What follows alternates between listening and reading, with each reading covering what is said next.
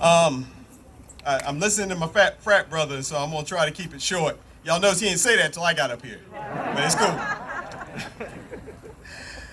I tell you, I'd love to tell you right now that I'm feeling good and I'm happy. I'm not. I'm still angry.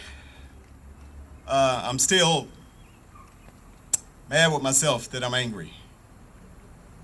And I try to limit that, and I try not to think about what happened, because every time I think about what happened, I get more angry. But the good thing is I get to see a crowd like this, and it makes me happy. Now, I'll tell you what else makes me happy is it seems like our country has finally had its road to Damascus moment. After all these years and all these things and all these problems that we have talked about, suddenly it seems like it might have finally hit. And that makes me happy. But my question is, not for the rest of the country only, but for us. Now what are we going to do? Because I always think about the road to Damascus coming. For me, that was a powerful story when I was coming up and when I would listen to the pastor say it, and I never get tired of hearing the story. You know, it talks about Saul. And Saul, when you really read through the Bible, I mean, Saul's kind of like all of us. You know, when Paul starts writing in the Bible, he kind of grows over the little stuff that he was doing. But Saul was an evil man. Saul took pleasure in persecuting people who were not like him. That's right. Saul took pleasure in persecuting people who he felt were changing his country. Persecuting people who, in his opinion, were getting things away from how it was when his fathers were around. That's right. Those are Saul's words. Saul participated in the execution of Stephen. Don't forget that. He did a lot of bad stuff, and when he had his road to Damascus moment, he was on his way to go get some more Christians for questioning and potential execution. But then came that blinding light, and then came that voice, and Saul fell on his knees, and when he got back up, he was Paul. But I don't think we ever give enough detail to the story, because guess what? There were some other people on the road too. 3 other men out there with Saul. They heard the sound. They saw the light, but they didn't change because they couldn't hear the voice of Jesus. So my question is, who are we going to be? Are we going to be Saul that now becomes Paul? Are we going to change our ways? Are we going to stop with our excuses about how we don't participate in government? My vote doesn't matter. They're all the same.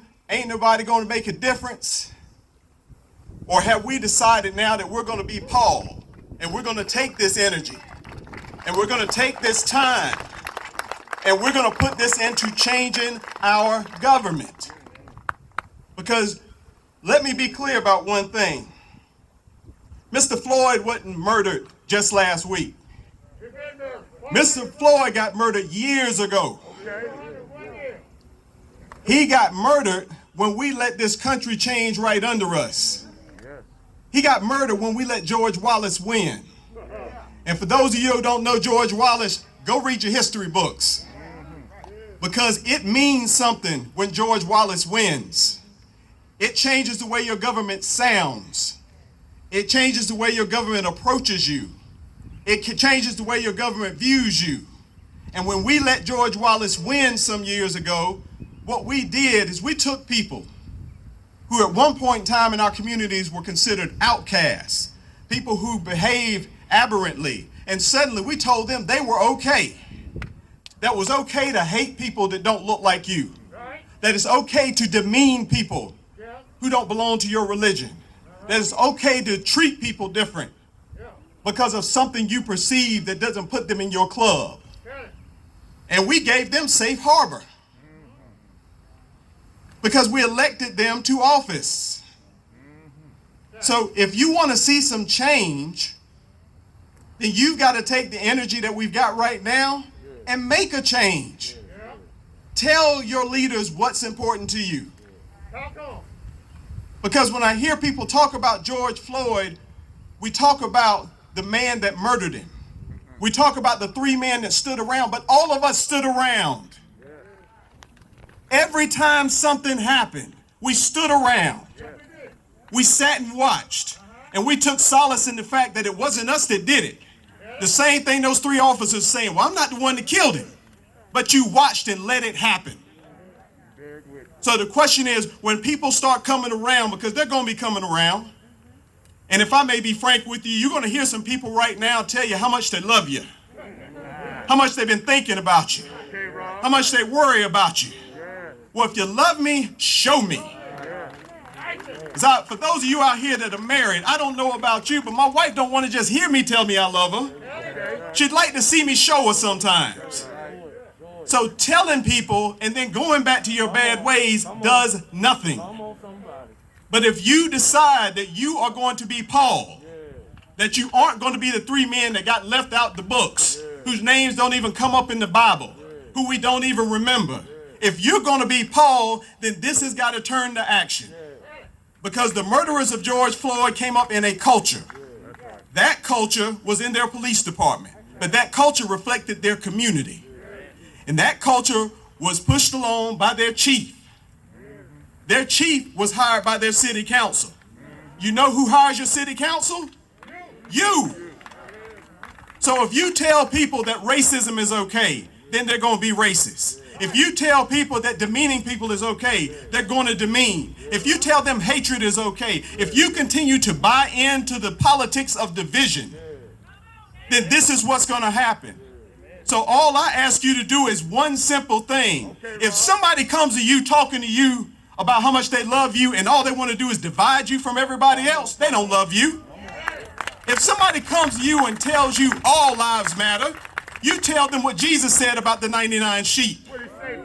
If somebody comes to you and tries to explain to you why you should not like that guy over there, he's got a blue shirt, he's got an orange shirt, he's not as good as you, you've got to watch out for them. If that's all they can preach to you, then you need to go to another church. So what I ask you to do is take this energy and remember one thing: tolerance is good, because we need tolerance to get through this fight. We need black people, we need white people, we need brown people, Asians. I want you, Muslim, Christian, Jewish, I want you to be tolerant of other people. But you can't keep tolerating racist attitudes. And every time you vote, every time you stay home, every time you try to give an excuse for why you're supporting somebody, well, he's good on my taxes.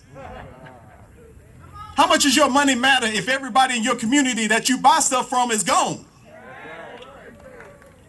So if you're serious, and I challenge all of you, those who have texted, those who have called, I challenge you, if you are serious, then do one thing. You stop tolerating it. When it's your brother, when it's your mother, when it's your kids, when it's your co-workers, if they start this racist, hateful, bigoted, divisive talk, you tell them that's not welcome where you are. Because they've got every right under our Constitution to be racist. I'm fine with that. But they're going to be racist at home on somebody else's dollar. So I'm not taking away for somebody who's going to take from this. I'm talking about your rights. You got the right to be a racist. I got the right not to support you. That's right. So thank you for being here today. Thank you for what you've done. But again, this is June. What's going to matter when you're going to tell us what you're really serious about is in November. And this ain't making it political. I ain't said once, vote for Democrats, vote for Republicans. But I'm telling you, if you support people who are racist, if you back up people who are racist, if you follow people who are racist and you don't say or do anything, then in the words of a man that I heard running for office, I'm not calling you a racist, but you seem to be calling you a racist. Thank you.